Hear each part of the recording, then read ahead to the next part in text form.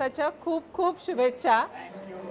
आणि मी जेव्हापासून म्हणजे हे माझ्या बहिणीचे सासरे, मी जेव्हापासून ह्यांना बघते उत्साहाची सळसळती मूर्ती. म्हणजे ते कधी असे मी निवांत बसलेलं तुम्हाला बघितलंच नाही. फार कमी भेट झाली आपली, पण ज्या ज्या वेळेला बघितलं त्या त्या वेळेला प्रत्येक वेळेला काही ना काहीतरी त्यांचं काम न काम चालूच.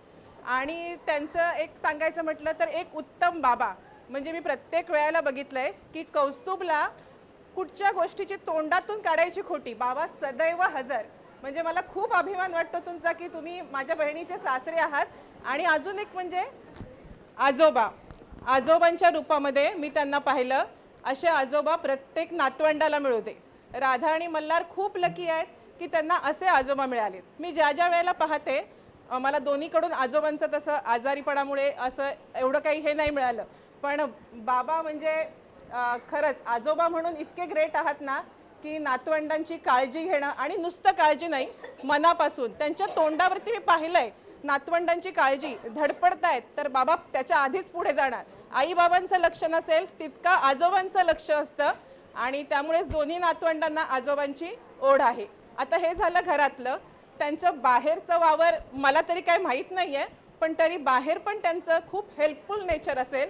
याचा मला आलेला एक अनुभव म्हणजे माझ्या वडिलांचं 2015 साली त्यांना एक हार्ट अटॅक आला.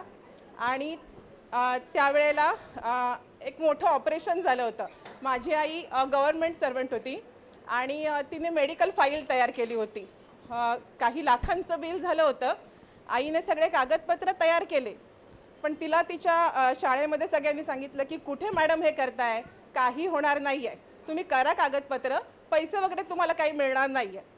आई माझी जिद्दी होती. आईने ते कागदपत्र केले आणि त्यावेळेला बाबांनी सगळी इथे जी प्रोसेस करायची होती ती सगळी प्रोसेस बाबांनी केली. कधी आम्ही असं त्यांना थँक्यू म्हणून दाखवलं नाही, पण आज मी तुम्हाला त्यासाठी नक्कीच थँक्यू म्हणते. पैशाचा प्रश्न नाही आहे, पण त्यावेळेला पाठीशी खंबीर उभं राहून त्यांनी ती फाईल वरपर्यंत गेली. आणि मला सांगायला आनंद होतो की ते पैसे आईला तेवढेच्या तेवढे सगळे मिळाले. आणि आईच्या शाळेत पण सगळ्यांना आश्चर्य वाटलं की मॅडम कसं काय हे सगळं झालं. तर आई बोलली की नाही, माझ्या मुलीचे सासरे आहेत ना, त्यांनी पुढची प्रोसिजर केली. जे काही इकडचं होतं ते सगळं त्यांनी केलं. आणि त्याच्या म्हणजे ह्या गोष्टीवरून मला इतकं कळलं की बाहेरसुद्धा ते खूप हेल्पफुल नेचरचे असतील. त्यांच्या कॉन्टॅक्टमध्ये येण्याच्या किंवा नातेवाईकांच्या सोबत पण ते खूप धरून राहतात. आणि म्हणजे असे आजोबा, असे बाबा आणि अशी व्यक्ती अशा खूप घडाव्यात. आणि अजून 75 काय 100 वर्ष तुम्ही अगदी निरोगी राहावं. आणि आत्ता पण तुम्ही 75 वर्षाचे वाटत नाही अजिबात.